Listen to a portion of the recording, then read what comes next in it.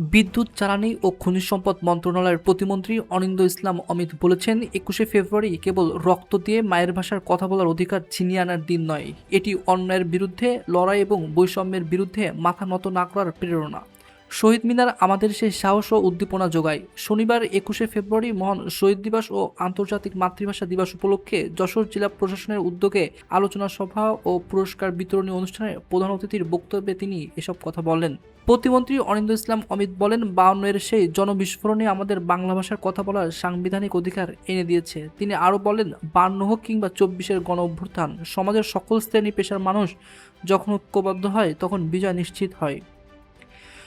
যশোরের জেলা প্রশাসক মোহাম্মদ আশেক হাসানের সভাপতিত্বে অনুষ্ঠানে বিশেষ অতিথি হিসেবে উপস্থিত ছিলেন police super PPM Syed Rafiqul Islam. প্রধান আলোচক ছিলেন জেলা বিএনপির সভাপতি ও বিজ্ঞ পিপি অ্যাডভোকেট সৈয়দ সাবিরুল হক সাবু। অনুষ্ঠানের মূল প্রবন্ধ উপস্থাপন করেন যশোর সরকারি মহিলা কলেজের সহযোগী অধ্যাপক মোহাম্মদ মোফাজ্জল হোসেন।